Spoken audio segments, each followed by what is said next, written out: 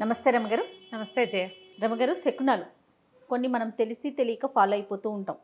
ఏదైనా మంచి జరిగినా చెడు జరిగినా ఉదయం ఎవరిని చూసాము, పొద్దున్నే లేవగానే ఏం చూసాం, ఎక్కడ ఏం జరిగింది, ఇలా రీకలెక్ట్ చేసుకుంటాం. అప్పుడప్పుడు మన మొహాన్ని మనమే అద్దంలో చూసుకున్నాను గుర్తొస్తుంది. లేదా బయటికి వెళ్ళేటప్పుడు ఎవరైనా తుమ్మినా అట్లా సంథింగ్ అన్నీ ఫాలో అవ్వకపోయినా కొన్ని మాత్రం ఆలోచిస్తూ ఉంటాం కదా. అసలు ఇవి ఎలా వచ్చినాయండి? వీటికి సంబంధించి ఏమన్నా స్టోరీలు కానీ ఏమైనా సామెతలు కానీ అట్లా ఏమన్నా ఉన్నాయా? ఎలాగైనా వచ్చి ఉండొచ్చు జయ, ఎలాగైనా వచ్చి ఉండొచ్చు. ఏదో ఒక రకమైన పాటింపు. ఓ మంచినీళ్ళు బిందె ఎదురు రావాలి, ఎక్కడికైనా శుభకార్యాల మీద వాటి మీద వెళ్ళేటప్పుడు. ఆ ప్రయాణాలు పెద్దవి, ఇదివరకు ట్రాన్స్పోర్టేషన్ లేదు, నడిచి నడిచి పోవాలి, ఏదో దొరికిన బండి పట్టుకుని వెళ్ళాలి. జంతువుల దాడి ఉండేదేమో కదా. జంతువుల దాడులు అవి కూడా ఉండేవి, ఊర్లు దాటడానికి అవి కొంచెం ఇబ్బంది అయ్యేది.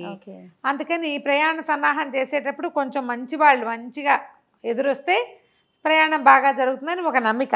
అలా ఎలాగో మొదలయ్యి ఉంటాయి, అంతే అంతే.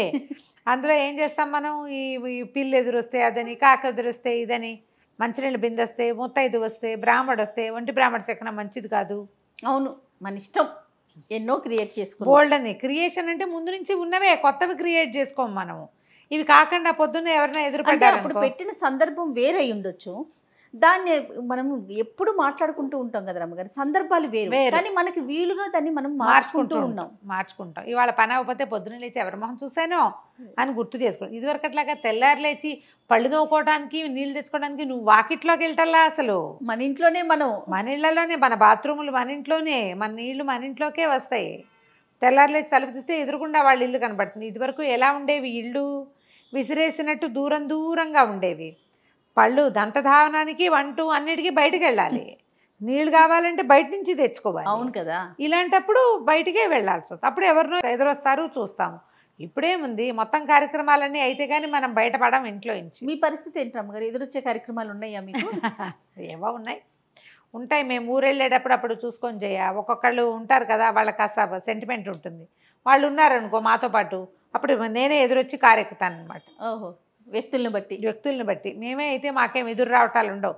నేను ఇంట్లో దండం పెట్టుకుంటాను, దీపం పెడతారు. ఆ వెళ్ళేటప్పుడు ఒకసారి చెప్తా, బాబు మా ఇల్లు బాగా చూసుకొని అయినా అని చెప్తాను. ఎవరికి? భగవంతుడిగా. ఓకే, మా ఇల్లు జాగ్రత్తమ్మా అని చెప్పేస్తా, వెళ్ళిపోతాం. వెళ్ళే దారిలో ఇట్లా రోడ్డు తిరగంగానే మాకు దాసాంజనేయ స్వామి దేవాలయం ఉంటుంది సందులోకి, అక్కడ ఒక దండం పెడతాను. అదే మనకి గుడివైపు చూడకపోతే కుదరదు నాకు, మాటల్లో పన్ను. గుడి వచ్చేదాకా ఆపదామ పడతారని చదువుకుంటా, నా సెంటిమెంట్ అది. అదే ఆ గుడి ప్రాకారమే కనపడుతుంది, గుడే మనకు కనపడదు, ఇది కనిపిస్తుంది, కమాన్ కనపడుతుంది. అక్కడ ఒకసారి ఆంజనేయ స్వామికి ఒక దండం విసిరి పెడతానమాట. ఓకే, ఆయన ప్రయాణం సజావుగా చేయొచ్చు, మా ఇల్లు వాకిలి జాగ్రత్త అని. ఇదే మన శకునం. ఒక్కొక్కళ్ళకి ఒక్కో రకం, అంతే. ఎదురు రావాలి. మా పక్కింటి వాళ్ళ అబ్బాయికి నేనే ఎదురు రావాలని ఉండేది. 2 సార్లు 3 సార్లు అతను ఫారిన్ ప్రయాణానికి నేనే ఎదురెళ్ళాను. ప్రెజెంట్ ఎక్కడ ఉన్నాడు అతను? ఇప్పుడు ఫారిన్ లోనే ఉన్నాడు. శభాష్. అయితే ఒక్కొక్కళ్ళకి ఒక్కటి ఉంటుంది కదా, నమ్మకం రమ్మగారు. అంతే. అంతేగాని ఇప్పుడు నీ నమ్మకం నీ దగ్గర కరెక్ట్ అయింది, నా దగ్గర ఫెయిల్ అవ్వచ్చు, అంతే కదా. ఓ చిన్న సరదా కథ చెప్దాం చూడు. ఓ ఊళ్ళో రామరాజు అని ఒక ఆయన ఉన్నాడు. ఈయన వడ్డీ వ్యాపారం చేసుకునేవాడు. ఓ రోజు పొద్దున్నే లేచాడు. నేను చీకటి ఉండగానే లేచి పొరుగురు వెళ్దాం అనుకున్నాడు. అప్పులు వసూలు చేసుకోవాలి కదా. వడ్డీ వ్యాపారాలు అంటే నెల వడ్డీ వసూలు చేసుకోవాలి, లేదా అసలైన కాగితాలు ఏవో పుచ్చుకుని వెళ్దాం అనుకున్నాడు. సరే, వాకిలి తలుపు తీసేసరికి అలా వాకిట్లో మియావంటూ పిల్లి కనపడింది. చిచ్చి దీనిహం మండా, తెల్లవారే కనపడింది, మన పని ఏమవుతుంది చి అని తలుపు ఇట్లా వేసి వెళ్ళి పడుకున్నాడు. అయితే మన తలుపులాగా ఇట్లా వేస్తే పడిపోయే తలుపులు కాదు, గడి పెట్టాలి. ఈయన గడి పెట్టల. అప్పటికి ఎంత అయింది టైము? 4:15, 4:20 అయింది. చీకటితోటే వెళ్ళాలి కదా ప్రయాణాలంటే, లేకపోతే ఎండకితే నడవలేరు. లోపలికి వచ్చి పడుకున్నాడు, తలుపేలా దగ్గరకు పడింది. అదే సమయానికి ఆ వీధిలో పోతున్న ఒక దొంగవాడొకడు ఓరగా తెరిచి లోపల నుంచి వెలుగు బయటపడుతున్న ఆ ఇంటిని చూసి చల్లగా ఇల్లు రామరాజు గారిదని గ్రహించుకుని లోపలికి వచ్చాడు. లోపలికి వచ్చి చూస్తే రామరాజు గారు పడుకున్నాడు మంచం మీద. ఆయన పోయి ఇంకా ఊరెళ్ళను ఈ పూట అని మానేసుకుని మంచం ఎక్కేసాడు. ఓకే, ఆయన తల వైపున గల్లా పెట్టుంది అయింది. అక్కడ పడుకున్నాడు, గల్లా పెట్టున్న గదిలోనే పడుకున్నాడు. లోపలికి వచ్చి అలాగా గల్లా పెట్టెత్తాడు. వాడు అట్టించి ఇటు వస్తుంటే గల్లాపెట్టలో చిల్లరుంది, గల్లు మంది అని ఈయన లేచి కూర్చున్నాడు. లేచి కూర్చుంటే వీడి చేతిలో ఉన్న గల్లాపెట్టతోటి ఆయన నెత్తి మీద ఒకటి పెట్టి ఒకటే పరుగు. ఆ మనిషిని చూసేసాడు ఈయన వెలుగులో. ఓహోహో. ఎందుకంటే దీపం పెద్దది చేసుకున్నాడు బయటికి వెళ్ళటం కోసం. వెలుగులో మనిషిని చూశాడు, కొట్టేసరికల్లా హౌరవరా పొద్దున్నే పిల్లిని చూసిన ఫలితం బయటికి వెళ్ళకపోయినా ఇంటూ చూపించింది గల్లాపెట్టి కాస్త పోయిందే. లబో దిబో మొత్తుకున్నాడు. చుట్టుపక్కల ఎక్కడా దొరకలవాడు. పారి ఈయన దెబ్బ తగిలింది. ఈయన లేచి మంచినీళ్ళు తాగి బయటకు వచ్చేసరికి జంపు, వాడు వెళ్ళిపోయాడు ఎప్పటికో. అక్కడి నుంచి ఏం చేశాడు, ఆ ఊరు న్యాయాధికారి తహసీల్దార్ ఆయనే ఈ తీర్పులన్నీ చేస్తాడు. అక్కడికి పోయాడు. అక్కడికి వెళ్తే ఆయన పేరు, ఈయన రామరాజు, ఆయన భీమరాజు. మళ్ళీ ఆ భీమరాజు ఎవరో కాదు, ఈయన చెల్లెలి మొగుడు. ఓహో. ఇది ఈ చిన్న చిన్న ఊళ్ళ తాలూకు హడావిళ్ళన్నీ పక్కనున్న పెద్ద ఊరిలో తీరుస్తారు. ఈయన వెళ్ళి అక్కడ చెప్పుకున్నాడు. ఆ చెప్పడానికి వెళ్ళిన చోట ఉన్న ఆయన ఎవరంటే భీమరాజు గారు, ఈయనకి స్వయాన బావ. ఇంతకీ ఒట్టి బావే కాదు, రామరాజు గారి వడ్డీ వ్యాపారానికి 10 లక్షలు అప్పు పెట్టాడు. ఆయన 10 లక్షలు ఈయన దగ్గర ఉన్నాయి. ఏమో ఈ బాబా ఏమన్నా చెల్లి పెట్టడానికి వచ్చావా, ఏమిటా ఈ సంగతి అన్నాడు. చెల్లేమిటి నా బొంద, తెల్లవారి నిద్ర లేవగానే పిల్లి మొహం చూశాను, దొంగ మొహంది. దాన్ని చూసేసరికల్లా గల్లాపెట్ట కాస్త పోయింది. ఎవడో ఎత్తుపోయాడు బాబా, ఇక మొహం మీద బొప్పి. అసలు అందులో ఉన్న డబ్బులు నీవే, నీకు ఇవ్వడం కోసమే నేను అన్నీ సర్ది పెట్టాను. పొద్దునే బయలుదేరి వద్దామనుకున్నా, వాకిట్లోకి వచ్చేసరికల్లా వాకిలి తలుపు తీసి మొహం కడుక్కుని ఏదో చెయ్యాలి కదా. అవును కదా. వాకిలి తలుపు తీసేసరికల్లా పిల్లి ఎదురైంది. వెళ్ళి పడుకునేసరికి ఎవడొచ్చాడో తెలీదు, వాడికి అస్త ఇట కొట్టేసేసాడు నన్ను, పోయింది అని లబో దిబోమని గోల పెట్టాడు. గోల పెట్టేసరికల్లా సరే ఈయన ఏం చేశాడు, ఆరా వీరా అందరికీ తన డబ్బులు కబురు చేశాడు. ఇంతలో ఏమైంది, సరే నువ్వు వెళ్ళు మీ ఇంటికి, మా ఇంటికి వెళ్ళిపో, మీ చెల్లెలు చాలా రోజులైంది కలిసి అంటోంది, వెళ్ళి కాస్త ఏదైనా ఎంగిలిపడి కాసేపు నడుము వాల్చి రాను మళ్ళీ కచేరీకి రమ్మన్నాడు. ఇతను ఇంటికి వెళ్ళాడు. ఇంటికి వెళ్ళి చెల్లెలేదో అంత తద్దనం పెడితే తినేసి మళ్ళీ వచ్చేసరికి ఎండెక్కింది. మధ్యాహ్నం అయిపోయింది. మధ్యాహ్నానికి ఈ పక్కన ఒక సంతలో ఎవరిదో జేబు కొడుతున్న ఒక జేబు దొంగని పుచ్చుకొచ్చారు. రక్షక భటులు తీసుకొచ్చారు. ఆ జేబు దొంగలో వచ్చి లోపల నుంచునున్నాడు. నేను చూడలేదండి, నేను పొరపాటున చేశానండి ఏదో చెప్తున్నాడు. ఇంతలో ఈ రామరాజు గారు లోపలికి వెళ్ళేసరికి ఆయన చూసి బావోయ్ వీడే దొంగ, పొద్దున్న ఎత్తుపగలు కొట్టిన వాడని కేకలు పెట్టాడు. కేకలు పెట్టంగానే ఈయన అయ్యారా ఎవరెవరా, పొద్దున్న అంత దొంగతనం చేసి మళ్ళీ మధ్యాహ్నానికి జేబు దొంగతనం చేస్తావా, తీ డబ్బులు ఎక్కడున్నాయో తీయి అంటే రక్షక భటులు ఉన్నారు. కొత్తవాళ్ళ గారు తహసీల్దార్ గారు ఎదురుకుండా ఉన్నాడు. పైగా తను కొట్టినవాడు ఎదురుకుండానే ఉన్నాడు. దొంగ ఇంకా ఆపుకోలేకపోయాడు. కాదని బోటరీ ఆయన లేకపోతే ఏమయ్యేది కాదు, జేబు దొంగతనంతో పోయేది. ఇప్పుడు గల్లాపెట్టి దొంగతనం, ఇంట్లో జరబడిన దొంగతనం నెత్తి మీద పడింది. ఒప్పుకుని సరే గల్లాపెట్ట ఎక్కడ దాచాడు, ఎందుకంటే గల్లాపెట్టలో డబ్బులు వాడు చూడలా, పెట్టెత్తుపోయాడు అంతే. కొన్నాళ్ళు అవి దాచిపెడతారు. చాలామంది దొంగలు అదే పని చేస్తారు, వస్తువు కొట్టేసి వెంటనే వాడరు, వాటిని దాచేస్తారు. తెలివి తక్కువ పిచ్చి పెదవులు వెంటనే అమ్మకంలో పెడతారు. మెచ్యూర్ దొంగలు పట్టిపడిపోతారు వాళ్ళు. తెలివిగల పురాతన దొంగలు ఏం చేస్తారు, దొంగతనం చేసిన వస్తువుని పైకి రాకుండా కప్పెట్టేస్తారు. జనం దాన్ని మర్చిపోయాక తీస్తారు బయటికి. మనం చాలా చూస్తాం ఇలాంటివి. 20 ఏళ్ల క్రితం పాటి పెట్టింది దొరికింది అని వీడు ఎక్కడో దాపెట్టాడు. అక్కడ చెప్పంగానే ఇక రక్షక భటులతో పాటు రామరాజు కూడా పోయాడు. ఆ పెట్టె నాదే అన్నాడు. పొద్దున ఏం చెప్పాడు, గల్లాపేటలో డబ్బులు దాచాను, ఆ డబ్బు నీకు ఇవ్వడానికే అన్నాడు. ఆ డబ్బు తీసుకొచ్చి సరుకు ఇక్కడ అప్పచెప్పాలి కదా. ఈ తహసీల్దార్ గారి దగ్గర అప్పచెప్తే పెట్టె తెరిచేసరికల్లా 10 లక్షల సొమ్ము ఇంకా చిల్లర ఉంది. తహసీల్దార్ గారు తన 10 లక్షలు తను లెక్క పెట్టి తీసుకున్నాడు. ఈయన నెత్తి తడుకుంటూ ఏం చెప్పాడంటే, పొద్దున్నే పిల్లి మొహం దాని మొహం చూసేసరికల్లా ఇంత దెబ్బ తగిలింది, డబ్బులు పోయింది, కానీ నువ్వు భలే ఘటికుడు బావా, 2 గంటల్లోనే సంపాదించేసావు, పట్టేసావు దొంగనంటే. సరే ఈయన అన్నాడు తహసీల్దార్ గారు, బాబా నే కూడా పొద్దున్న పిల్లి మొహమే చూశాను పొద్దున్నే, నువ్వు పోయింది అంటున్నావు, నాకు వచ్చింది చూడు, బాకీ వసూలైపోయింది, పాత బాకీ వసూలైపోయింది. 2 ఏళ్ళ నుంచి వడ్డీ ఇస్తున్నావా, ఇవాళ అసలు వసూలు అయిందంటే మహాలక్ష్మి ఇంటికి వచ్చింది, పిల్లి ఎదురవటం వల్లే మహాలక్ష్మి ఎదురొచ్చింది. ఈయన గొంతులో డక్కుపడింది. ఈయనకి డబ్బు ఇవ్వడం ఏమి ఇష్టం లేదు ఇప్పుడు. అదేలే మహా అయితే కొంచెం చెల్లు పెట్టేవాడు, ఉన్న 10 ఇచ్చేయవలసి వచ్చింది. సరే ఇంకా ఊరుకున్నాడు మాట్లాడకుండా.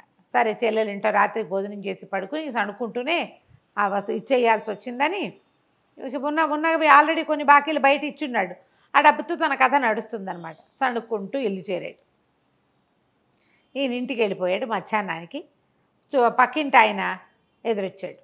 ఆయన అదోలా ఉన్నాడు. ఏమిటా గోపాలం అలా ఉన్నామంటే, ఏం చెప్పనండి, పెంపుడు పిల్లి పిచ్చిముండా పొద్దున్నే ఎవరి మొహం చూసిందో నిన్న సాయంత్రం చచ్చిపోయిందండి అన్నాడు. ఈయన ఉలిక్కిపడ్డాడు. ఆ దొంగ కూడా ఇదే మాట చెప్పాడు. పొద్దున్నే పిల్లి ఎదురొచ్చింది అందుకే నేను పట్టుబడిపోయాను అని. ఇప్పుడు ఎదురొచ్చిన పిల్లి ఎవరెవరికి ఎదురొచ్చింది? మొదట రామరాజుకి ఎదురొచ్చింది. అవును. రామరాజుకి డబ్బు పోలేదు, అప్పు తీరిపోయింది మొదట పోయి దెబ్బలు తగిలినప్పటికీ. అదే పిల్లి దొంగకి ఎదురొచ్చింది, వాడు పట్టుబడిపోయాడు. ఆ పిల్లి కాస్త పైకి వెళ్ళిపోయింది. పిల్లి ఎదురొచ్చిన భీమరాజు గారికి ఆయన పాత బాకీ వసూలైపోయింది. పైగా దొంగని 2 గంటల్లో పట్టుకున్న క్రెడిట్ కూడా వచ్చింది. శకునంలో ఏమైనా ఉందా? ఒక్కొక్కరికి ఒక్కో విధం. అదే ప్రధానమైనది ఏంటి? ఈయనకి బాకీ తీర్చే రోజు వచ్చింది, వాడికి పట్టుబడే రోజు వచ్చింది, ఆయనకి డబ్బు వచ్చే రోజు వచ్చింది, దానికి కాలం చెల్లిపోయింది, చచ్చే రోజు వచ్చింది. ఎవరో ఎదురొచ్చారు పొద్దున్నే దానికి, అందుకని పోయింది. అంతే. ఎవరి మొహం చూసిందో పిచ్చిమంటే చచ్చిపోయింది అన్నాడు. అనగానే నేను ఉలిక్కి పెట్టాడు, నా మొహమేగా చూసింది అది. అయ్యో రామా అనుకున్నాడు. ఇంకెప్పుడు చిచ్చి ఈ సెకండ్ పట్టించకూడదు, నా దారిని నేను ఊరు ప్రయాణం అయ్యి ఉంటే ఇదేవి నా డబ్బు ఇప్పుడు అప్పు తీర్చాల్సిన అవసరం ఉండేది కదా, ఇంకా కొన్నాళ్ళు నడిచేది కదా, ఈసారి శకునం పాటించకూడదని 4 కొరుకుని లోపలికి వెళ్ళిపోయాడు. నేనే చూశాను అని చెప్పకుండా కాదు కంచికి మనం ఇంటికి. చాలా బాగుందండి. నమస్తే. నమస్తే. నమస్తే రమగారు. నమస్తే జయ. రమగారు, అరేబియన్ నైట్స్ నుంచి ఏదైనా ఒక మంచి కథ చెప్తారా? అరేబియన్ నైట్స్ కథలే కొన్ని, మళ్ళీ మామూలు కథలని క్లబ్ చేసిన కథలు కూడా కొన్ని ఉన్నాయి. అందులో ఏదో కథ ఉంది, దానికి కొంచెం మన మామూలు రకపు కథని ఒకదాన్ని కలుపుతారనమాట. ఓకే. అలా కలిపిన కథలు కూడా భలే సరదాగా ఉంటాయి. జోసిగాడు కథ చెప్తాను. పూర్వమాట ఒక ఊళ్ళో ఒక భార్య భర్త ఉండేవాళ్ళు. అతను బార్బర్. ఏదో సుమారుగా ₹1 తెచ్చుకునేవాళ్ళు. మామూలు జీవితం. ఆ కాలంలో మనం రోజు స్నానం చేయరు వాళ్ళని చెప్పుకున్నాం చాలా కథల్లో. స్నానశాలకి వెళ్తారు. ఈ మంగళాయన భార్య ఒకరోజు చాలా తలనొప్పిగా ఉంది, ఎన్ని రోజులైనా తగ్గట్లేదు, స్నానశాలకు వెళ్దామని స్నానశాలకు వెళ్ళిందట. వెళ్తే ఏమైంది, ఒక ఆవిడెవరో వచ్చింది అక్కడికి. ఆవిడ చక్కగా అలంకారం చేసుకుని ఉంది, కొంచెం జోరుగా ఉంది. వెనకాల ఎవరో ఇంకో మనిషి వచ్చింది. ఆవిడ వెళ్ళిపోయింది లైన్లోకి. అదేంటండి నన్ను పంపించలేదు, ఆవిడ పంపించావు, నేను ఇంకా 5 నిమిషాల ముందే వచ్చా కదా అనేసరికల్లా ఆ వీడున్నట పనివాడ ఉంటాడుగా మేనేజరు. ఆవిడెవరనుకున్నావమ్మా, ఆస్థాన జ్యోతిష్కుడు భార్య. ఆవిడకి ఇవ్వాలిగా ఫస్ట్ ప్రిఫరెన్స్. అంతే. ఆవిడేమైనా సామాన్యురాలు అనుకున్నావా? ఆవిడ వెనకాల ఎవరున్నా సరే ముందు వాళ్ళందరినీ పక్క పెట్టాలి, ఆవిడని పంపించాలి అంతేనన్నాడు. ఒళ్ళు మండిపోయింది. ఇప్పుడు జ్యోతిష్కుడికి కాదు వాడి పెళ్ళానికా ఇంత గొప్ప? మరి ఒళ్ళు మండి ఇంటికి వెళ్ళిపోయింది. మొగుడిని తెగ తిట్టింది ఇంటికి వెళ్ళి. నువ్వు జోసిగాడివి అయిపోవాలి ఇప్పుడు అర్జెంటుగా, నువ్వేం చేస్తావో నాకు తెలియదు, లేదా నేను నీకు ఇచ్చేస్తా విడాకులు, నేను నీతో ఉండను, ఏమైనా సరే నువ్వు మన పెళ్లి రద్దు చేసుకుంటావా, జోసిగాడు అవుతావా, జ్యోతిష్యుడు అవుతావా తేల్చుకోమని.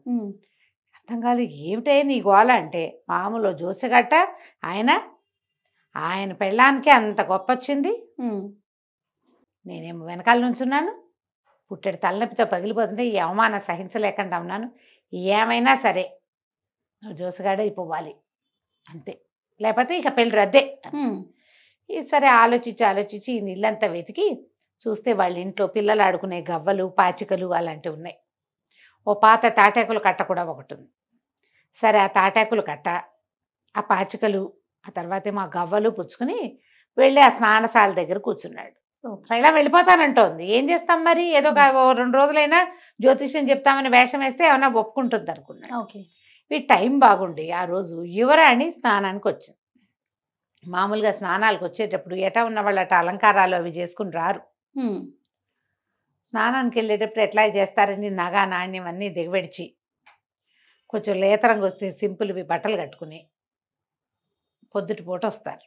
ఆవిడేం చేస్తుంది, మొత్తం నగలు నాణ్యాలు పైన పెట్టుకునేవి, చెవులకు పడిన బొచ్చెడున్నాయి, బోర్డు నగ, మొత్తం నగలన్నీ ఊడ్చేసింది ఇంటి దగ్గరే. అయితే స్నానశాలకు వచ్చాక చూసుకుంది, వేలికి బిగుతుగా ఒక ఉంగరం ఉంది ఆవిడకి. ఈ ఒళ్ళు తోమేటప్పుడు మరి వేళ్ళు కూడా తోమించుకోవద్దు, అందుకని ఏం చేసింది, ఈవిడితోటి ఒక దాసి వచ్చింది. ఈవిడ ఉంగరం తీసి దాసి చేతిలో పెట్టి, నాన్నెచ్చిన ఉంగరమే జాగ్రత్తగా పెట్టు అంది. సరే దాసి కూడా ఆ ఉంగరాన్ని ఎక్కడైనా దాచబెట్టాలి, తను కూడా వెళ్ళాలి లోపలికి. ఏం చేసింది, ఈ స్నానశాలకు గోడల్లో చిన్న చిన్న కంతలు ఉన్నాయి. ఒక కంతలో ఆ ఉంగరాన్ని పెట్టి తన జుట్టుని ఇట్లా మెలిదిప్పి గుర్తుగా అందులో పెట్టింది. కంతలో గుర్తుగా ఆ ఉంగరం బయటికి కనపడకుండా జుట్టు అడ్డం పెట్టింది. జుట్టు తనకు కూడా గుర్తుంటుంది కదా. లోపలికి వెళ్ళిపోయారు. ఇక అమ్మాయి గారు ఒళ్ళు తోమారు. సరే స్నానం అయింది, అన్నీ అయిపోయిన తర్వాత ఆవిడ శుభ్రంగా మంచి బట్టలు తీసుకొచ్చింది ఓ బ్యాగ్ తోటి. ఎవడ పాత బట్టలు అక్కడ పడేసి శుభ్రంగా కొత్త బట్టలు కట్టుకుంది. మరి ఉంగరం ఏదే అంది. ఉంగరం అనగానే మర్చిపోయింది ఈవిడ. తన్నుకు చచ్చిన ఆ ఉంగరం ఎక్కడుందో గుర్తురాపోయేసరికి యువరాణి ఇంతెత్తులు లేచింది. స్నానం చేసి ఫ్రెష్గా ఉందేమో, ఇంకా జోరుగా కూడా లేచింది ఆవిడ. ఉంగరం లేకపోతే మామూలుగా తోలు ఒలిపిస్తా నీది, నువ్వు జాగ్రత్తగా ఉంచుతావని నీ చేతిలో పెడితే స్నానశాల వాడికి ఇవ్వకపోదునా, నీకెందుకు ఇచ్చాను, నువ్వు శ్రద్ధగా దాచిపెడతావని ఉంగరం లేకుండా కనపడడానికి వీళ్ళేది ఎక్కడంతో పట్టుకురాంది. ఆవిడ షర్బత్ తాగడానికి కూర్చుంది. మామూలుగా స్నానాలు అవేక అలసిపోతారు కదా, వీళ్ళకి చక్కటి షర్బత్తు అవి ఇస్తారు. పట్టుకురా ఉంగరం ఎక్కడుందా అని. వీళ్ళు బయటకు వచ్చింది. ఏం చేయాలో తెలియదు. తీరా చూస్తే అక్కడ ఒక ఆయన కూర్చున్నాడు. వాడి దగ్గర ఓ తాళపత్ర గ్రంథం, కాసిన 2 పాచికలు, ఇన్ని గవ్వలు ఉన్నాయి, ఓ పెన్ను కాగితం కూడా. పరిగెత్తుకుంటూ వెళ్ళి, బాబాబు ఓ ప్రశ్న ఇస్తాను, యువరాణి ఉంగరం ఎక్కడో దాచిపెట్టాను, ఎక్కడ దాకొలిపోయానో ఏమో గుర్తు రావడం లేదు, కొంచెం ఒక ప్రశ్న వేసి ఏ దిక్కులో ఉందో చెప్పబా బాబాబు అని. ఏం చెప్తాడు వీడికి, ఏమొచ్చు. ఈ మంగళాయనకి బాగా ఆలోచించాడు. అట్లా దాసికేసి చూస్తే ఈవిడ ముసుగేసి కొట్టిస్తే వేసుకుంది. ముసుగుకి ఒక చిల్లు ఉంది, చిరుగుంది. ఆ చిరుగులో నుంచి ఆవిడ జుట్టు కనిపిస్తుంది. ఇది చెప్పేట, ఏమిటోనమ్మా ఆలోచిస్తుంటే నాకు ఒక చిల్లు, దాంట్లో జుట్టు కనపడుతున్నాయి అని చెప్పేట. ఏమీ లేదు. అప్పుడు గుర్తొచ్చింది దాసికి, నేను జుట్టు అడ్డం పెట్టానండి. వెతికి గోడలన్నీ వెతుక్కుని ఆ గోడల్లో జుట్టు పెట్టిన దాన్ని కంతం చూసుకుని ఆ జుట్టు బయటికి లాగితే వెనకాల ఉంగరం. అమ్మయ్య అనుకుని ఆయనకు 10 రూపాయలు ఇచ్చి ఆ ఉంగరం పుచ్చుకుని యువరాణి దగ్గరికి వెళ్ళింది. ఈ లోపల ఆవిడ షర్బత్తు పూర్తయింది. ఏమైనా ఉంగరం తెచ్చావంటే ఇదిగోనమ్మా. ఉంగరం పెట్టుకున్నాక యువరాణి అడిగింది, మర్చిపోయానన్నావు, ఎటా గుర్తొచ్చింది, ఏం చేసావంది. నేనేం చేశానమ్మా, బయట ఒక జ్యోతిష్కుడు ఉన్నాడు, సింపుల్గా ఉన్నాడు కానీ భలే ఐడియా ఉంది, నిమిషంలో చెప్పాడమ్మా అనగానే ఆశ్చర్యపోయింది. ఏంటి ప్రశ్న అడిగితే చెప్పాడు అంటే ఎంత పవర్ఫుల్లో కదా. అంతేగా. ఇంటికి పోయి నవాబు గారికి చెప్పింది. కాస్తుంటే నువ్వు నా చిన్నప్పుడు, ఆవిడ 15వ ఫంక్షన్కో పుట్టినరోజుకో ఎప్పుడో ఇచ్చాడు నాన్న ఉంగరం. పుట్టినరోజుకు నువ్వు ఇచ్చిన ఉంగరం పోయేది, గోడలో పెట్టింది బండది, మర్చిపోయింది. అది గుర్తు రాకపోతే జ్యోతిష్కుడిని అడిగేసరికి ఆ జ్యోతిష్యుడు చెప్పాడు నాన్న, ఎంత బాగా చెప్పాడో, క్షణాల్లో ఉంగరం దొరికేసింది అనగానే ఆయన ఆశ్చర్యపోయాడు. ఎవరా జ్యోతిష్యుడు ఏమిటని కబురు చేశాడు, పిలిపించాడు. యువరాణి ఉంగరం దొరికిచ్చినందుకు ఏవో బహుమతి ఇచ్చారు. రోజు ఆస్థానానికి రండి అన్నాడు. రోజు రాజుగారి ఆస్థానానికి వెళ్ళటం అంటే ఎట్టా వెళ్తాము, వాళ్ళే ఓ బండి పంపిస్తారు. అంతేగా. మరి బండి వెళ్ళేటప్పుడు ఖాళీగా పంపించరు, ఫుడ్ దినుసులు ఏవో పంపిస్తారు, సంబారాలు పంపుతారు. వీళ్ళింటికి 4 వస్తున్నాయి. ఈయన భార్యకి సంతోషంగానే ఉంది. సరే 4 కొద్ది రోజులు వెళ్ళేసరికల్లా ఏమైంది, రాజుగారి ఖజానాలో దొంగలు పడ్డారు.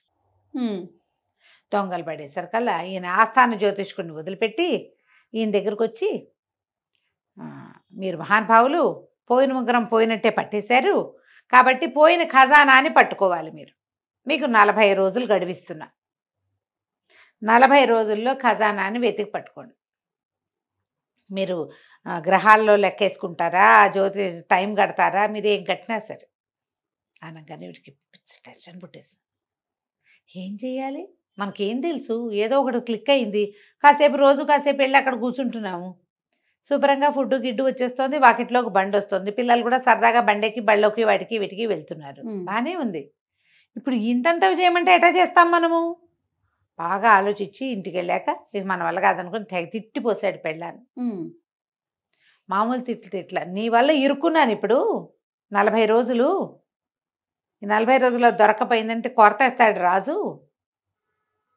నవాబు గారు ఊరుకోడు అనేసరికల్లా భార్య అంది, సరే 40 రోజులు టైం ఉంది కదా,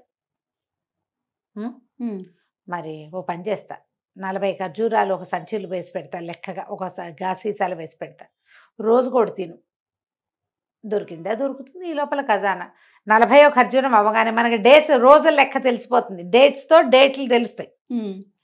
40వ ఖర్జూరం అయిపోగానే పారిపోదాం, ఇక్కడ ఉండద్దు, మనకి రోజులు కొలత తెలిసేందుకు వేస్తానంది. సరేనని ఏం చేసింది, 40 ఖర్జూరాలు ఎంచి ఓ ఇంత గాజు సీసాలో వేసి ఈయన బయట కూర్చుంటాడు ఒక వసారాలో, రోజు కాసేపు జ్యోతిష్యం సామాన్లు పెట్టుకుని అక్కడ పెట్టింది. ఆ రోజు చీకటి పడ్డాక ఏమైంది, ఊళ్ళో అంతా చెప్పుకున్నారు, కొత్త జ్యోతిష్కుడికి, యువరాణి ఉంగరాన్ని కనిపెట్టిన బ్రహ్మాండ నాయకుడికి దొంగతనం కేసు అప్పచెప్పారు. ఆయన 40 రోజుల్లో గ్రహాలని అంజనం వేసి పట్టేస్తానన్నట్ట అనగానే సరే దొంగల ముఠాకి ఈ సంగతి తెలిసింది. ఆ దొంగలు వీడి అదృష్టం బాగుండి 40 మంది. వాళ్ళల్లో ఒకడు వచ్చి ఈయన సంగతి ఏమిటో చూద్దామని వచ్చాడు. వాడు చీకటి పడే వేళకి వీళ్ళ వాకిట్లోకి వచ్చేసరికల్లా ఆవిడ ఆ సైగ చేసింది. అతనిలో ఒక ఖర్జూరం నోట్లో వేసుకో, చీకటి పడింది, రాత్రి ఆహారానికి అనమాట ముందు. ఈయన అందులోంచి ఒకటి తీశాడు. 1 అని ఇంకా 39 ఉన్నాయి అన్నాడు. ఈ బయట నుంచిన వాడికి ఏమర్థమైంది? ఒకడు వచ్చాడు, ఇంకా 39 మంది ఉన్నారు అంటున్నాడని అర్థమైంది. అయ్య బాబో, వీడు కనిపెట్టేశాడు, లెక్కకొకళ్ళని చొప్పున అప్పచెప్తాడు ఏమిటోనని పరిగెత్తుకుంటూ వెళ్ళిపోయి వాళ్ళకు నాయకుడికి చెప్పాడు. ఆయన 40 మంది ఉన్నారని తెలుసండి, ఆయన కనిపెట్టేశాడు, ఒక్కొక్క విషయం కనిపెడుతున్నాడు. నేను వాకిట్లోకి వెళ్ళంగానే ఒకడు వచ్చాడు, ఇంకా 39 మంది ఉన్నారు అంటున్నాడండి. అంటే నీ మొహం అంతలా ఎలా తెలుస్తుంది? జ్యోతిష్యాలు గిస్యాలు నేను నమ్మనన్నాడు. రెండో రోజు రెండో వాడు వెళ్ళాడు. ఈయన 2 ఇంకా 38 ఉన్నాయి అన్నాడు. మూడో రోజు 3, నాలుగో రోజు 4, ఇక రోజుకు ఒకడు వచ్చాడు. ఈయనేమో రోజుకు ఒక లెక్క చెప్తాడు. వాళ్ళు టెన్షన్గా సాయంకాలం ఆయన ఖర్జూరాలు నోట్లో వేసుకునే టైంకే వస్తున్నారు. ఓకే, 39 రోజులు గడిచిపోయినాయి. 39వ రోజు సాయంకాలము వీళ్ళ నాయకుడే నిజంగా వీళ్ళు అంటున్నది కరెక్టా కాదా చూద్దామని వచ్చాడు. అన్నిట్లోకి అట్టడుగున ఉన్న ఖర్జూరం పెద్దది. ఈయన బయటికి తీసి 40వ కూడా వచ్చేసింది, ఇది పెద్దది అన్నిటికంటే, దీంతో సమాప్తం అని ఆ ఖర్జూరం వలిచి నోట్లో వేసుకోగానే ఈ బయట ఉన్నవాడు, నాయన నేనే పెద్దవాడిని, నేనే నాయకుడిని కూడా వీడు కనిపెట్టేశాడు, జ్యోతిష్యుడు మామూలు వాడు కాదని లోపలికి వచ్చేసాడు. వచ్చి బాబు మమ్మల్ని క్షమించు, మమ్మల్ని వదిలిపెట్టే, మమ్మల్ని పట్టించొద్దు, మా 40 మంది నీ కాళ్ళు పట్టుకుంటాం, నీకు 4 బానిసలను ఇస్తా, మరి పైన డబ్బులు ఇస్తా, మొత్తం దొంగిలించిన ఖజానా అంతా తెచ్చి అప్పచెప్తా, మేం మాత్రం జైల్లో పడకూడదు, ఇక్కడి నుంచి వెళ్ళిపోతే బతుకుంటే బలిసాకు తింటాం, ఖజానా దొరికిందంటే దొరికామా మేము ఇంకంతే కదా, మా జీవితాలు జైల్లోనే తెల్లారిపోతాయి, మొత్తం ఖజానా సొత్తంతా తెచ్చి నీకు అప్పచెప్తాను, నీకు పెద్ద బహుమతి ఇస్తాను, 4 బానిసల్ని సహాయానికి ఇస్తాను, 4 కంచరగాడిదలు ఇస్తాను, మమ్మల్ని వదిలిపెట్టే బాబాని బతిమలాడుకున్నారు. ఇంకేం చేస్తాడు? సరేనన్నాడు. పారిపోదామన్నా ఛాన్స్ లేదు ఇప్పుడు. వాడు తెల్లవారేసరికి గాడిదల మీద వేసుకుని వచ్చి ఆ ఖజానా సొత్తంతా అప్పచెప్పేశాడు. అవి పెద్ద పెద్ద పెట్టెలు, 4 పెట్టెలు, 4 పెట్టెలు తెచ్చి అప్పచెప్పాడు. వాకిట్లో 4 బానిసల్ని 4 గాడిదల్ని నుంచోబెట్టాడు. అక్కడి నుంచి 2 మూటలు తెచ్చిచ్చాడు, డబ్బులు వాడుకోండి, మా జోలికి రావద్దు. ఎప్పుడైనా ఇక ముందు మేము చిన్న పన్న దొంగతనాలు చేసి మా కేసులు నీ దగ్గరకు వస్తే నువ్వు మమ్మల్ని వదిలేసేయాలి, మమ్మల్ని పట్టించకూడదు, మేము నీకు బహుమతి చేస్తాం ఏదో ఒకటి. ఏం చేయాలి? తెల్లవారేసరికి అలా ఖజానా దొరికింది అన్నారు. రాజుగారి దగ్గరికి పట్టించుకెళ్ళారు. అంచనా వేసి ఈయన రప్పించాడు వాకిట్లోకి. ఎవరు తెచ్చిచ్చారు అవన్నీ ఎవరికి తెలుసు? అర్ధరాత్రి వచ్చినవి. అవును. సరే ఖజానా దొరికిపోయింది, పుచ్చుకున్నారు, అయిపోయింది. ఇక రాజుగారి బహుమతులు చిన్నవి కాదు, తక్కువ కాదు, 1 కాదు, 2 కాదు, వీడిని తెగ పోషించేసేవారు. ఈ పోషణ పెరిగే కొద్దికి ఈ మంగళాయనికి గంగవీరులు ఎత్తిపోవటం మొదలుపెట్టింది. ఏదైనా ఒకరోజు బయటపడితే ఏమవుతుంది ఈ కథ అంతా? సరే ఎట్లాగైనా ఇందులోంచి బయటపడిపోవాలి ఉంది ఆయనకి. అందుకని ఏదో ఒక పిచ్చి పని చేసైనా రాజుకు కోపం తెప్పించాలి.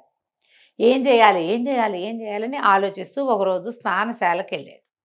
స్నానం చేస్తుంటే ఆయనకి తట్టింది. ఏం చేశాడు? తడిట తువ్వాలు, ఒళ్ళు నుంచి సబ్బు నీళ్లు గారుతూ, తడి బట్టలు, ఒక టవల్ చుట్టుకున్నాడు. అదేమో శుభ్రంగా నానిన తట్టవలు పట్టుకుని ఉన్నాడు. గబుక్కుని పరిగెత్తుకుంటూ బయటకు వచ్చేసాడు. వచ్చేసి రాజుగారు అప్పుడు ఆస్థానంలో కొలువు తీరి కూర్చున్నాడు నవాబు గారు. ఈయన అలాగే తడిబట్టలతో పరిగెత్తుకుంటూ వెళ్ళి రాజుగారి తక్తు మీదకి ఎక్కేసి ఆయన ఇట ఎత్తుకుని బయటికి తీసుకొచ్చాడు. రాజుగారు అరిచి కేకలు పెట్టాడు నవాబు గారు, ఎవడరా నువ్వు? ఈ బట్టలేమిటి? ఇది లోకం ఏమిటి? నన్ను ఎత్తుకోవటం ఏమిటి? నువ్వు వదిలే అంటుంటే ఈ లోపల జనాలంతా హాహాకారాలు చేస్తున్నారు. లోపల ఏమైందని చూస్తే రాజుగారి తక్తు మీద పైన దూలం విరిగి పడింది. ఓహో. పడేసరికల్లా ఈ నవాబు గారు మామూలుగా కావలించుకోవాలా, పక్కటెముకలు కదిలిపోయేలాగా కావలించుకున్నాడు. ఊరిని నువ్వెంత గొప్పవాడివి, స్నానశాలలోనే నీకు తెలిసిపోయింది నా మీద దూలం పడుతుందని, అందుకని ఎలా ఉన్నవాడివి అలాగే వచ్చి భగవంతుడిలాగా రక్షించేసావు నన్ను, నువ్వు మామూలుగా రక్షించలేదు, ఇక ఏం చేసినా సరే నువ్వు మాతోటే ఉండాలని తన బిల్డింగ్ ఎంత ఉందో అంత బందరం కట్టించి ఇచ్చాడు జోసిగాడికి. ఓహో. ఆయన మరి రాజుగారి ప్రాణాలు రక్షించారు, పంట అంతేగా. పండింది. ఇప్పుడు గంగవల్లి ఎత్తిపోతుంది, భయంగా ఉంది, ఆవదాగినట్టు ఉన్నాడు ఆయన. ఏ క్షణానైనా ఇది బయటపడుతుంది, ఇంకా బయటపడే అవకాశమే లేదు. రాజుగారి ప్రాణాలు రక్షించేసి పెళ్ళామంది, నువ్వు ఊరికే కంగారు పడకు, నలుగురు బాగా జ్యోతిష్యం చదువుకున్న వాళ్ళు కుర్రాళ్ళని పెట్టుకుందాం, లెక్కలు డొక్కలు అన్నీ వాళ్ళు చేస్తారు, మాటలు నువ్వు చెప్దు కానీ ఇంత డబ్బు వస్తుంటే మనకేం బెంగ, అంతే హ్యాపీగా అని చెప్పింది. ఆస్థాన జ్యోతిష్కుని పీకాతలు బారేశారు. ఈయనే ఆస్థాన జ్యోతిష్యుడు అయిపోయాడు. ఓకే. ఆ రోజు సాయంకాలం అట ఈ మంగళ జ్యోతిష్యుడు గారి భార్య స్నానశాలకు వెళ్ళింది. వెళ్తే అదే టైంకి పాత జ్యోతిష్యుడి భార్య వచ్చింది స్నానానికి. ఈవిడ మేనేజర్ వైపుకి తిరిగి, ఆ మనిషిని అవతల పంపించు, నేను స్నానం చేయాలి ముందని చెప్పింది. ఇంతకుముందు ఎవరిని చూసి ఆవిడకి అసూయ వచ్చిందో ఆవిడని బయటికి పంపించి ఈవిడ స్నానానికి వెళ్ళింది. కథ కంచికి మనం ఇంటికి. చాలా బాగుందండి. నమస్తే. నమస్తే. నమస్తే రమ్మగారు. నమస్తే జయ. ఏదైనా మంచి స్టోరీ చెప్తారా? రాజయోగం కథ చెప్తాను. మనకి గొప్ప యోగాలు, రాజయోగం ఉంది, అలాంటివి మన జాతకాల్లో కనపడతాయి. వీడు గొప్ప యోగం పడుతుంది వీడికి, అలాంటివి చెప్తారా? అదేదో పడుతుందని చూస్తారు చాలా మంది, దానికోసం ఏం ట్రై చేయరు. దాని మీదే కదమ్మా ఆ ఒకటి అడక్క కాదు. ఏమిటి సినిమా, ఒక సినిమా పేరు మర్చిపోయాను, రాజేంద్ర ప్రసాద్ గారిది ఒక సినిమా. అదేదో అంటే వచ్చే సంవత్సరం నేను రాజు అవుతానని, అబ్బాయి ఏ ప్రయత్నం చేయకుండా ఉంటాడు. అవును. ఓ అమ్మాయిని పెళ్లి చేసేసుకుంటాడు, రాజు అవుతానని. పెళ్లి చేసుకుంటే ఎప్పటికీ ఇది కాదు, ఏమి చెయ్యడు. చేయకపోతే ఎట్లా అవుతుంది? అదే కదా. ఏదో మర్చిపోయాను, రంభ అమ్మాయి యాక్టర్స్ ఫస్ట్ సినిమా, అది నాకు గుర్తుంది. ఆ ఒకటి అడక్క. ఆ ఒకటి అడక్క ఏమిటో మరి పేరు గుర్తులేదే. కాదు రమ్మగారు. అయ్యో రామా, నేను చాలా సార్లు చూసా ఆ సినిమా. ఓకే. ఇంట్రెస్టింగ్ గా ఉంటుంది. అదొక చందమామ కథ బేస్డ్ గా వచ్చిన సినిమా ఏదయ్యా. అయితే ఇప్పుడు ప్రతి వాళ్ళకి జాతకంలో ఎవరో ఒకళ్ళు చిలక చూసి చెప్పుకున్నా నీకు యోగం ఉందంటారు. ఆ యోగాల కోసం ట్రై చేయరు. యోగం కోసం ట్రై చేసిన ఒక హీరో గురించి చెప్పుకుందాం మనం. తప్పకుండా. అయితే బాలాపిపురం అని ఒక రాజ్యం. ఆ రాజ్యాన్ని చుట్టుపక్కలంతా కొండలట. ఈ కొండల దగ్గర పచ్చిక బయళ్ళు అవి బాగా ఉండేవి. ఈ బయళ్ళకి చుట్టుపక్కలంతా చిన్న చిన్న గ్రామాలు ఉండేవి. ఒక గ్రామంలో, ఒక కొండ పక్కన ఉన్న గ్రామంలో కొమరయ్య అని ఒక కుర్రాడు ఉండేవాడు. వాడు భలే సాహసి, తోటరాముడు లాంటి వాడు అనమాట. వాడు ఏదైనా చేసేస్తాడు. అయితే వాడికి గొడ్లు గాయటం, గొర్రెలు గాయటం పైన అప్పచెప్పేవాళ్ళు. ఆ గొడ్లని గొర్రెల్ని కాయటం కొండ మోపుల మీద కష్టం. ఏవో ఒకటి వచ్చి పడతాయి. వీడికి భయం లేదు, ఏదొచ్చినా భయపడ్డవాడు, తిరగబడతాడు. వీడికి అప్పచెప్పేవాళ్ళు.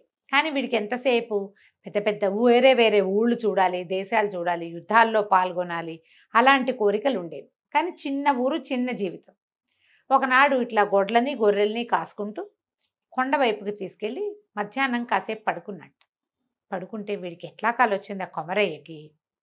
వీడు కుర్రాడు, ఒక 25 ఏళ్ళు ఉంటాయి. కొండ ఎక్కినట్టు తను.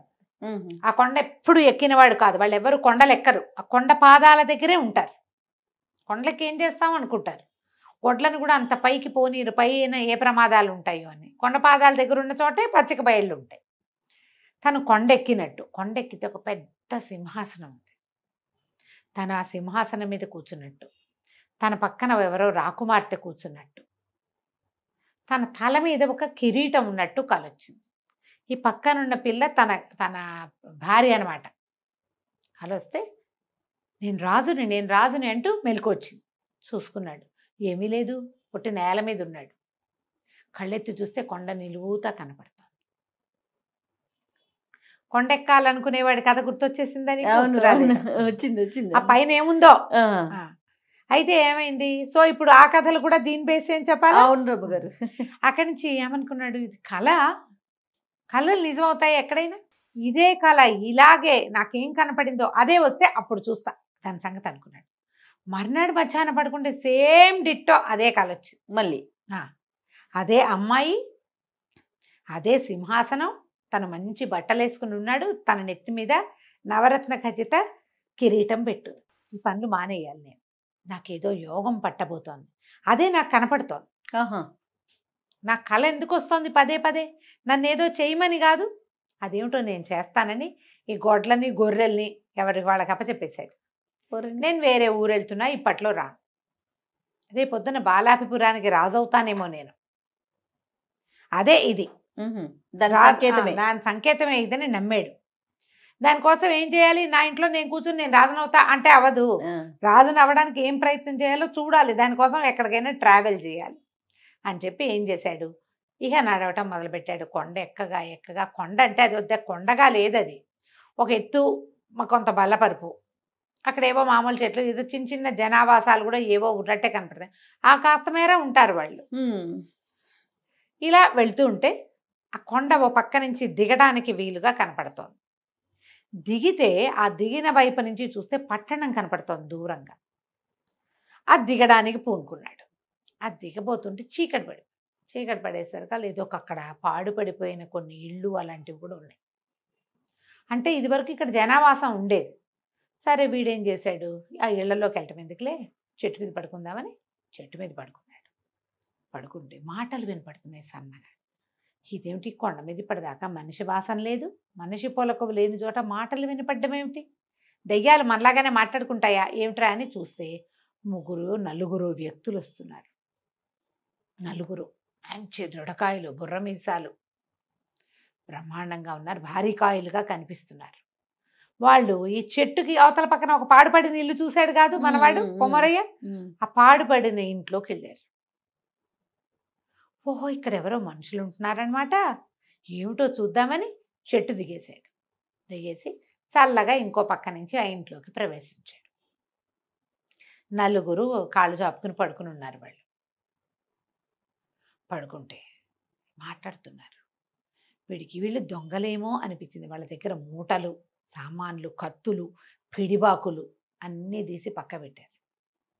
అందులో ఒకడు కాళ్ళు చాపుకున్నవాడు, ఎరా గుంటనక్క, ఇవాళ ఏం దొరికిందిరా నీకు అని అడిగాడు. అడిగితే రెండో వాడు, నలుగురు ఉన్నారుగా, ఒకడు నాయకుడు, ముగ్గురు అతని వీళ్ళు అనమాట, సైన్యం లాంటి వాళ్ళు పక్కన ఉండేవాళ్ళు, తోడుండేవాళ్ళు. ఆ గుంటనక్క చెప్తున్నాడు, ఇవాళ నాకు ఒక వ్యాపారస్తుడు కనపడ్డాడు, వాడి దగ్గర భలే కోటు ఉందన్నా, ఎంత బాగుందో కోటు. ఆ కోటు ఏం లేదు, మనకు డబ్బులు కావాల్సి వచ్చినప్పుడల్లా కోటును తిరగేసి బోర్లు ఇస్తే మొహరీలు రాలుతాయి అందులోంచి. ఆయన విప్పి పెట్టి స్నానానికి వెళ్ళాడు, నేను కొట్టుకొచ్చేసా, ఇదిగో అన్నాడు అని గోడకి తగిలిచ్చాడు. ఒక చక్కటి కోటు అది. ఆ కోటు వేసుకోవడానికి బాగుంటుంది, చూడడానికి బాగుంటుంది, కావాలంటే దాన్ని తిరగేస్తే అందులోంచి మొహరీలు రాలుతాయి. బాగుందిగా, బ్రహ్మాండంగా ఉందిగా. ఇంకొకటి పిలిచాడు, ఎరా జిత్తులు మరి నువ్వేం తెచ్చావురా అని ఇంకొకటిని అడిగాడు. ఇంకోటి అన్నాడు, సర్వసైన్యాధ్యక్షుడు ఒక ఆయన దెబ్బలు తగిలి పడున్నాడు, ఆయన దగ్గర నెత్తి మీద ఒక ఉష్ణీషం ఉంది. ఉష్ణీషం అంటే అది పైన పెట్టుకున్న శిరస్త్రాణం లాంటిది, క్యాప్, శిరస్త్రాణాలు పెట్టుకో, ఒట్టి క్యాప్ కాదు, ఇట్లా కిరీటం లాగా పెట్టుకుంటారు కదా, అందులో నుంచి ముక్కోణపు శిరస్త్రాణం, అది 3 కోణాలు, అది పెట్టుకుని దాన్ని ఒక మీట నొక్కితే 3 పక్కలకి బాణాలు వేస్తుంది. అది చాలా బలశాలి అయినవాడు కానీ దీన్ని మొయ్యలేడు. ఆయన దెబ్బలు తగిలి పడున్నాడు, చల్లగా నేను అది సంగ్రహించి తెచ్చేసా. ముక్కోణపు శిరస్త్రాణము, 3 పక్కలకి బాణాలు వేస్తుంది, బాగుందే, సరే ఇదిగో అని చూపించాడు.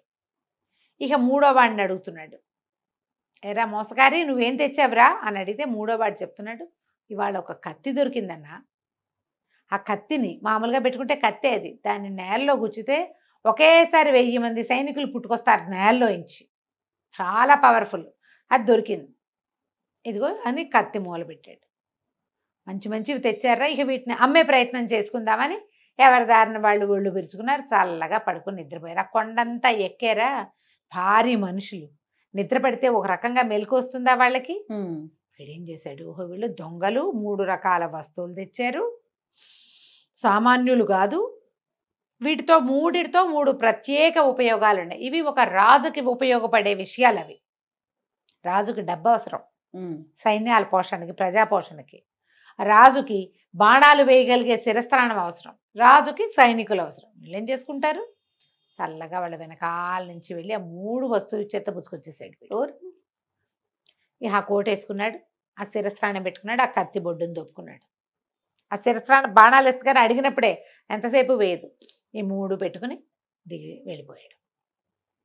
సరే ఏదో ఒక పోటకోళ్ళ ఇంటి దగ్గర ఆగాడు, కోటు విప్పి దులుపుకుంటూ ఇన్ని మొహరీలు రాలిని మళ్ళీ వేసుకున్నాడు. దాన్ని చక్కగా అక్కడ డబ్బులు ఇచ్చి సుష్టుగా భోజనం చేసి శుభ్రంగా స్నానం చేసి తయారయ్యి మళ్ళీ కోటు ధరించి కత్తికి ఒక ముందంతా లేవు వాడి దగ్గర, అంగాస్త్రం వాడి తువ్వాలు ఉంటుంది అది పెట్టి కట్టుకున్నాడు కత్తి. ఇప్పుడు కత్తి పెట్టుకోవడానికి అన్ని సాధనాలు చక్కగా డబ్బులు ఉన్నాయిగా, ఇవన్నీ తీసుకుని రాజుగారిని చూడడానికి వెళ్ళాడు. వెళ్ళేసరికి రాజుగారిని చూడాలన్నాడు. అనేసరికి ఆ వాకిట్లో ఉన్న అన్నాడు, ఏంటి ఎవడు పడితే వాళ్ళు చూసేస్తారు రాజుగారిని, బలివాడోయ్ నువ్వు అన్నాడు. అనగానే వెంటనే కత్తి తీశాడు. ఏంటి రాజా కొమరసింహుడు నేను, నన్ను కూడా చూడ్డా, అత్యంత సాహసిగా పేరొందిన వాడిని నన్ను ఎందుకు చూడ్డు రాజు అనగానే వాడు తెల్లబోయాడు. వీడెవడో. ఎప్పుడు కూడా మనం బెదిరినట్టుంటే అవతల వాళ్ళు అదిలించేస్తారు. అవును. అదే డాంబికంగా ఉంటే బాబోయ్ వీడేదో ఉద్దండ పండితుడు లేదా బ్రహ్మాండ నాయకుడు అని ఫీల్ అవుతారు కదా. అక్కడి నుంచి బాబా అలా కాదండి, రండి రండి భలేవారు కొమరసింహుల వారిని ఎందుకు చూడరు, రాజుగారు మిమ్మల్ని బాగా చూస్తారు అని చెప్పి లోపల తీసుకుపోయాడు. రాజు ఎదురుగుండా కూర్చున్నాడు. చూస్తే ఆ సింహాసనం చూశాడు వీడు. ఆ సింహాసనం ఇదే కల్లో కనపడింది. కల్లో నేను ఏ సింహాసనం చూసానో అది ఇదే. తర్వాత రాజుగారి ఎత్తి మీద ఒక కిరీటం ఉంది, ఇది నాదే, అన్ని వీడియే. కల్లో కనపడింది అదే. ఓహో ఇదే మంది అవ్వబోతోంది అనుకుని, నమస్కారం మహాప్రభు, నేను ఒక క్షత్రియుణ్ణి, దేశాలు తిరుగుతూ ఇక్కడికి వచ్చాను, నా దగ్గర బ్రహ్మాండమైన విద్యలు ఉన్నాయి, నా చరిత్రాన్ని చూసారా 3 పక్కల బాణాలు వేస్తుంది, తలచిన తోడనే 1000 మంది సైనికుల్ని రప్పించగలను నేను, మీకు ఏ సహాయం కావాలంటే ఆ సహాయం చేస్తా, మీకు నా సేవ చేస్తా సదా, ఏమంటారన్నాడు. రాజుగారికి ఇప్పుడు సైనిక సహాయం అవసరమైన పరిస్థితిలో ఉన్నాడు. ఆయనకి పక్క రాజ్యమైన వల్లభాపురం రాజుగారు వీళ్ళ మీదకి దండెత్తి రాబోతున్నాడు. ఓకే. రాజు అన్నాడు, చాలా సంతోషం నాయన, మేము మాకున్న సైన్యం చాలదు, ఏం చేయాలా అనుకుంటాం, ఇంత యుద్ధం చేయగలిగే వీరుడివి, తర్వాత సైనికులను కూడా తెప్పించగలనని చెప్తున్నావు, పుట్టించడం కాదు తెప్పించడం అని చెప్పాడు. నీలాంటి వాడి తోడు చాలా అవసరం, నీకేం కావాలి చెప్పు, మీ అమ్మాయిని ఇచ్చి పెళ్లి చేయండి నాకు అని అడిగాడు. సరే రాజుకు నవ్వొచ్చింది, వీడెవడో కుర్రాడు, వాడు వచ్చి అమ్మాయిని ఇచ్చి పెళ్లి చేయమంటే చేసేస్తామా, అలా చెయ్యం బాబు, మా మీదకి వచ్చిన ప్రమాదాన్ని తప్పించు ముందు, అప్పుడు అమ్మాయి పెళ్లి సంగతి ఆలోచిద్దామన్నారు. సరేనని ఇతను ఏం చేశాడు, వల్లభాపురం సైన్యం ఏ పక్క నుంచి వస్తుందో తెలుసుకుని ఈ లోపల ఈ రాజుగారి దగ్గర హాయిగా రెస్ట్ తీసుకున్నాడు. 2 రోజులు వాళ్ళ దగ్గర తీసుకున్నాడు. వాళ్ళ దగ్గర నుంచి ఒక గుర్రం తీసుకున్నాడు. ఏ దిక్కుగా వల్లభాపురం రాజ్యాలు వస్తున్నాయో ఆ దిక్కుకి ఒక్కడే వెళ్ళాడు. వెళ్ళి తన కత్తిని నేలలో గుచ్చి 2 సార్లు గుచ్చి 2000 మంది సైనికుల్ని సృష్టించాడు. యుద్ధం అక్కడి నుంచి తన మీట నొక్కి తన ముక్కోణపు శిరస్త్రాణం నుంచి 3 పక్కలకి బాణాలేసి సాధ్యమైనంత చేయగలిగినంత యుద్ధం చేసి అవతల పారేశాడు. అంతే. వల్లభాపురం వాళ్ళు పరిగెత్తి పారిపోయారు. వీడేంటి ఉన్నట్టు నేల ఇన్నట్టు ఇంతమంది జనం వచ్చారు, ఒక్కడి మీదకి ఒక బాణం వేస్తే 3 పక్కల నుంచి 3 చంపేస్తున్నాడు వాడు. దాంతో వీడితోటి పనికిరాదని వాళ్ళు సంధి కాగితం రాసి ఓ తెల్ల జెండా ఎగరేసి పారిపోయారు. మళ్ళీ రాము మీ దగ్గరికని. అయితే కప్పం కట్టించి, మీరు మా యుద్ధం చేయటానికి వచ్చారు, ఈ ఖర్చులన్నీ ఎవరిస్తారని వాళ్ళతో డబ్బులు కట్టించి ఆ డబ్బులన్నీ తన సైనికులతో మోయించుకొచ్చి రాజుగారి ఎదుటి పోసాడు. రాజు ఆశ్చర్యపోయాడు. ఆయన కొంతమంది చారులను పంపించి తెలుసుకున్నాడు, వల్లభాపురం వాళ్ళు జన్మలో రారు ఇంకా, పైగా వాడు ప్రచారం చేస్తాడు, వీడి దగ్గరికి వెళ్తే ఇక్కడ ఎవడో ఒకడు ఉన్నాడు బ్రహ్మాండ నాయకుడు, వీడు మామూలు వాడు కాదు, 3 పక్కల బాణాలు వేస్తాడు, ఇవన్నీ చెప్పుకుంటారు కదా, దాంతో ఇంకెవరు రారు. దాంతో రాజుగారు చాలా సంతోషించాడు. భలేవాడు నాయన, చాలా గొప్పవాడివి, మా అమ్మాయి నుంచి పెళ్లి చేస్తానని అమ్మాయిని రప్పిస్తే వీడు కల్లో చూసింది ఈ అమ్మాయిని, ఓహో ఇదే ఆ అమ్మాయిని సంతోషించాడు. రాజుగారు ఇంకా వీడి కులం లేదు గోత్రం లేదు, నేను క్షత్రియుడిని అన్నాడు, యుద్ధం చేస్తున్నాడు చాలు అంతే. అప్పటికి 11వ రోజున ముహూర్తం చూసి చక్కగా పెళ్లి చేసేశారు. తన కిరీటం తీసి అల్లుండి ఎత్తి మీద పెట్టాడు. వాడు కల్లో చూసిన సింహాసనము కిరీటము అమ్మాయి 3 కుదిరినాయి వాడికి. హాయిగా రాజ్యం చేసుకున్నాడు. ఆ రాజ్యానికి చుట్టుపక్కల ఎక్కడి నుంచి ఏ ప్రమాదము రాలా అతను ఉన్నంత కాలం. కాదు కంచికి మనం ఇంటికి ఇలా జరిగితే ఎంత బాగుంటుంది కాదు జయ. యోగం ఉందని చెప్తే దానికోసం ప్రయత్నం చేసి సక్సెస్ అయిన వాళ్ళు కోకొల్లలు ఉంటారు. ప్రయత్నశీలుడు, ప్రయత్నం చేసి వీడు వచ్చాడు కనీసం అంతే, వెళ్ళాలిగా, మాకు యోగం ఉందని ఎప్పుడో వస్తుందని అదే వచ్చిద్దని అది వస్తుందని కూర్చోకూడదు. నువ్వు ఒక 4 అడుగులు ముందుకేస్తే అది 10 అడుగులు ముందుకేస్తుంది. ఏ అడుగు వేయకపోతే అది కూడా వేయదు. అదే కదా రమ్మగారు యోగం అంటే, మనం 4 అడుగులు వెయ్యాలి, అసలు వెయ్యాలి. మనం ప్రయత్నం చేస్తే అప్పుడు యోగిస్తుంది మనకి. కాబట్టి మీకు జాతకాల్లో ఆ యోగం ఈ యోగం బుధాదిత్య యోగాలు అవి ఉంటే వాటికి ఏం వస్తుందో కనుక్కొని ఏం చేయాలో తెలుసుకుని ఆ పని చేయండి నాయన, దేశం ప్రగతి పథంలో పయనిస్తుంది అప్పుడు. తప్పకుండా. నమస్తే రమ్మగారు.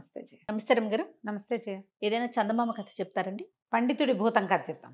పండితుడి భూతం. ఒక పల్లెటూరులో తిమ్మయ్య అని ఒకడు ఉండేవాడు. వీడు ఏంటంటే ఏదో సుమారుగా ఆటకాయగా తిరిగేవాడు. వీడికి చిన్న తాగుబోతువాడు, కాకపోతే పెద్దగా ప్రజలకు తెలియనిచ్చేవాడు కాదు. తాగుబోతనం అంటే ఖర్చు కాదు. అవును, తాగాలంటే ఖర్చు పెట్టాలి. అప్పట్లో పాతకాలపు తాగుడు ఏమిటి? కళ్ళు. ఇప్పుడు కళ్ళు చెట్లు ఎవరో కళ్ళు గీత కార్మికులు ఉంటారు, వాళ్ళు పోయి తెల్లవారి వెళ్ళి ఒక కళ్ళు గీసి అక్కడ ఒక కుండ కట్టొస్తారు. ఇచ్చేటంతా ఎక్కుతాడా? తెచ్చిచ్చేది ఉచితంగా దేశసేవ ఎందుకు చేస్తారు? అవును. ఆ కళ్ళును 10కో పావలాకో అమ్ముకుంటారు, అది వాళ్ళ జీవనాధారం కదా. వీడేం చేసేవాడు, చీకటి మాటను పోయి చెట్టెక్కేసి కుండ బుడ తీసేసుకుని తెచ్చేసుకునేవాడు శుభ్రంగా దొంగతనంగా అనమాట. కళ్ళు దొంగలు ఎప్పుడూ ఉండేవాడు. నా చిన్నప్పుడు నాకు కూడా తెలుసు, కొబ్బరికాయల దొంగలు, కళ్ళు దొంగతనాలు మేము కూడా వినేవాళ్ళం. అయితే ఈ తిమ్మయ్య ఏం చేసేవాడు, ఎక్కడో చోట చెట్టెక్కి కామ్గా వరుసగా ఉన్న తాళ్లలో ఓ చెట్టెక్కి తీసుకునేవాడు. వీడు తాగుతాడని ఎవరికీ తెలియదు. ఆడు తాగేసి ఒక పూట ఎక్కడో చోట పడుకుని మర్నాడు లేచి వచ్చేసేవాడు. వాడికి తాగబుద్ధి అయినప్పుడల్లా ఇదే పని. అయితే ఏమైంది, ఒకనాటి రాత్రి ఇలాగే చెట్టెక్కేమైంది, దిగి కుండ దింపేసుకున్నాడు. దింపుకున్నాక ఆ చెట్టు యజమాని ఆ పక్క చేను వాళ్ళకి కాపలా కోసం పడుకున్నాడు. అక్కడ చూసేసాడు, ఎవడో అని వెనకాల పడేసరికి ఒకటే లగెత్తేసాడనమాట. పరిగెత్తి ఎటు వెళ్తున్నాడో తెలియకుండా ఎటో పోయాడు చీకట్లో. ఇది ఇంచుమించుగా రాత్రి 11-10 గంటల వేళ. అప్పట్లో రాత్రి 10 అంటే ఇప్పటి 1 గంట అనమాట, అర్ధరాత్రి. 10 అంటే మనకు అసలు ఇప్పుడు వెలుగే ఉంటుంది. అయితే వెళ్ళిపోయి ఎటు వెళ్ళాడు, పరిసెపాడు అని ఒక ఊరు. ఆ పరిసపాడు ఊరు మొదట్లో పెద్ద శ్మశానం ఉంది, ఒక పాడుపడిన ఇళ్ళు అవి ఉన్నాయి. ఆ పరిసపాడు వైపు ఎవ్వరూ వెళ్ళరు, ఆ శ్మశానం ఉన్న వైపుకి. పగటిపూట వెళ్తారు, కానీ చీకటి పూట వెళ్తే అక్కడ ఏదో ఒక పాడుపడిన ఇల్లుంది, అందులో భూతాలు తిరుగుతాయని, కుస్తీ పట్లు పడతాయని చాలా పెద్ద పేరు. వీడి భయం వేసింది కానీ ముంతొకటి పుచ్చుకున్నాడు కదా, ఇది ఇట్లా పుచ్చుకున్నాడు, అది పుచ్చుకుని పరిగెత్తాడు. పైది తొణికిపోయినా ఉంది సగానికి సరిపడ పై. నేను ఏమనుకున్నాడు, భయానికి ఏముంది, కళ్ళు ఎట్లాగా ఉంది, శుభ్రంగా తాగేస్తే భయం లేదు, గీయం లేదు, మత్తుగా నిద్ర పట్టేస్తుంది, భూతాలు వరదారిన పోతే మన దారిని మనం పడుకుందాం, చచ్చిపోయాను అనుకున్నాడు. అనుకొని ఈ కళ్ళు చక్కగా పట్టించాడు. మామూలుగా కళ్ళు పట్టితే అందరికీ ఏం నిద్ర రాదు, కొంచెం హుషారు కూడా వస్తుంది. అయితే ఏమైంది, పరిసపాడులో చనిపోయినటువంటి పెదచేన్లు గారు అనే ఒక పండితుడు భూతంగా తిరుగుతున్నాడు అక్కడ. వీడు కాస్త అని తూగుతూ ఉంటే ఆయన వచ్చి ఆ పాడుపడిన ఇంటికి బయట వైపు నుంచున్నాడు గుమ్మం దగ్గర. ఏరో ఆయన పలకరించాడు. వీడు కళ్ళు తెరిచి చూస్తే చక్క పండిత్ శాలువా, ఎర్ర శాలువా, చెవులకి కుండలాలు, గుండు పిలక, చక్కగా విభూది కట్లు, శుభ్రంగా ఉన్నాడు. కానీ వాడు మనిషి కాదు. అక్కడి నుంచి పలకరించేసరికల్లా ఎవడు నువ్వు అని వీడికి, ఆయన వీడిని అడగాల్సింది పోయి భూతం అడగాలి, వీడే అడుగుతున్నాడు అనమాట. అనేసరికల్లా ఏంట్రా ఇంత దూరం పరిగెత్తుకొచ్చి ఇక్కడికి వచ్చి కూర్చున్నావంటే కుస్తీకి రెడీ అయినా అన్నాడు. వీడేమనుకున్నాడు, తాగేసున్నాను, పైగా పండితుడు, ఈయనకేమొస్తుంది కుస్తీ, ఏ పొలం పని చేసుకునేవాడో రైతో. అయితే వాడి కాస్త కర్ర తిప్పడం వస్తుంది, ఈయనేం పెద్ద మనిషిలాగా ఉన్నాడు, గుండు పిలక ఈయనను, ఆయనకేం కుస్తీ వస్తుంది అనుకుని ఏమనుకున్నాడు, ఆ పడతా కుస్తీ పట్టు అనేసరికల్లా వీడికి తెలియని విషయం ఏంటంటే, ఆయన అవడానికి పండితుడు పెద్ద చేన్లు గారే కానీ ఆయనకి చిన్నప్పటి నుంచి కుస్తీ ఇష్టం, చచ్చేదాకా కుస్తీ పట్లు పడుతూనే ఉన్నాడు ఆయన. చచ్చిన తర్వాత ఆ కుస్తీ తీరక ఎవరైనా దొరికితే వాళ్ళతో కుస్తీ పట్లు పడతాడు. ఇద్దరు కలిసి కుస్తీ పట్టారు. ఆయన నిమిషానికి ఒకసారి వీడిని ఎత్తి పట్టుకుంటుండా, బిగిస్తుండా, నేలకేసి కొడుతుండా, ఒళ్ళు హోనమైపోతోంది. ఈ పరిసిపాడు సాయంకాలం వేళ వచ్చిన వాళ్ళందరికీ రాత్రి ఒళ్ళు హోనమైపోయి ఏ డొంకల్లోనో దొరుకుతారు వాళ్ళ ఒళ్ళు వాళ్ళకి, ఈ భూతాలతో కుస్తీలు పట్టి. కొన్నేమో ఏడిపిచ్చుకు తింటాయి, కొన్ని కాల్చుకు తింటాయి, కొన్ని కుస్తీ పట్లు పడతాయి. వాళ్ళకి ఏంటంటే గెలవలేని వాళ్ళు చనిపోయాక భూతాలు అయిపోతారు. ఈయన ఎక్కడ ఓడిపోయాడో, పండిత్ సభల్లో ఓడిపోయాడో, కుస్తీ సభల్లో ఓడిపోయాడో, మొత్తానికి ఈయన భూతంగా ఉన్నాడు చేన్లు గారు. అక్కడి నుంచి ఇక మామూలుగా లేదు, భయం వేసేసింది, వీడు చచ్చిపోతాను అనుకున్నాడు. ఓ పక్కన కళ్ళు తాగేశాడు, పెద్దగా బ్రెయిన్ ఏమన్నాలంటే బ్రెయిన్ అండ్ హ్యాండ్ సింక్రనైజేషన్ కుదరటల్లా వాడికి. బ్రెయిన్లో ఉంది ఇలా పట్టుకుని ఇలా మెల్లిప్పాలి, అలా చేయాలని, శరీరం సహకరించద్దు, ఈ రెండు కనెక్షన్ తగ్గిపోతుంది. కళ్ళు గిల్లు ఏదైనా మతుపానీయం తాగేసరికల్లా శరీరం మాట మీద కదా తూలిపోతుంది. అవును. ఇక చచ్చిపోతానని భయం వేసేసింది. పిడిగుద్దులు గుద్దేస్తున్నాడు ఆయన, ముక్కు మొహం పచ్చడైపోయినాయి, జబ్బలు సలిపేస్తున్నాయి, డొక్కల్లో కొట్టేస్తున్నాడు, ఎత్తెత్తి విసిరి కొట్టేస్తాడు నేలకేసి, పప్పు కుదేలైపోతున్నాడు, పప్పులాగా అయిపోతున్నాడు. అక్కడి నుంచి ఏం చేశాడు, ఇలా మెలికేసినప్పుడు ఆయన తలకాయ చేత్తో పుచ్చుకున్నాడు, చచ్చిపోతాననిపించినప్పుడు. ఈ తల చేతిలో పుచ్చుకుని తల పట్టుకుని గుండు పట్టిన నున్నటి గుండు, వెనకేమో పిలకుంది ఆయనకి, చక్కాయ చిన్న అంత ఉంది. ఈ పట్టుకుని ఈ గుండు పట్టుకుని తోసే క్రమంలో ఈ చెయ్యిట మొహం నుంచి జారి పిలక మీదకి వెళ్ళినాయి 2 చేతులు. గట్టిగా పట్టుకున్నాడు. గుండు అంటే ఇంత ఉంటుంది, పట్టు దొరకదు. పిలక చిన్నది కదా, అది ఇట్లా పట్టేసుకున్నాడు. పట్టుకునేసరికల్లా ఆయన విదిలించుకుని వీడు విదిలించి రయ్యమైన పిలక కాస్త ఊడి చేతిలోకి వచ్చి ఆయనకు గుండంతా నెత్తురుమయం నొప్పెట్టింది. మన కేక పెట్టాడు. ఆయన పక్కకి వీడో పక్క పెట్టాడు. వీడి పిలక చిత్తపుచ్చుకుని ఉన్నాడు. ఒరే ఒరే ఒరే నా పిలక నాకు ఇచ్చేయరా అన్నాడు. అప్పటికి వీడి తెలిసింది, ఓహో ఈయనకి పిలకంటే భయం అనమాట. పిలక లేకుండా కుదరదు ఆయనకి. నేను ఇచ్చేదేంటి, నేను పీకేశాను, ఇది నాదేనన్నాడు. అనగానే ఆయన ఒరే ఒరే నీ దుంపదెగా, పిలకేరా నా బలము, మా మిగిలిన భూతాలందరూ మనిషి వేధవతోటి పిలక పీకించుకున్నానని ఎక్కిరిస్తారు. దానికి తోడేమో పిలకలోనే నా శక్తి అంతా ఉంది. మనిషి కాదు కదా, భూతం. సాధారణంగా ఒక వెంట్రుకున్న భూతానికి ఆ వెంట్రుకలో ఉంటుంది శక్తి. దాని పవర్స్ అన్నీ అందులో ఉంటాయి. నా పవర్ అంతా అందులో ఉంది. పిలక ఇచ్చేయిరా ఇచ్చేయిరా అనగానే వీడికి అర్థమైపోయింది. తాగుబోతానం ఉన్నా చావు దెబ్బలు తిన్నాడు కదా, వీడు చావు తెలివి బయటకు వచ్చిందన్నాడు. వీడు నేను ఇవ్వను కాక ఇవ్వనన్నాడు. అనేసరికి నీ బతిమలు ఆడుకున్నాడు ఆయన. ఒరే ఇక్కడ మంచి బ్రహ్మాండమైన ఇది ఉంది, లంకె బిందెలు ఉన్నాయిరా.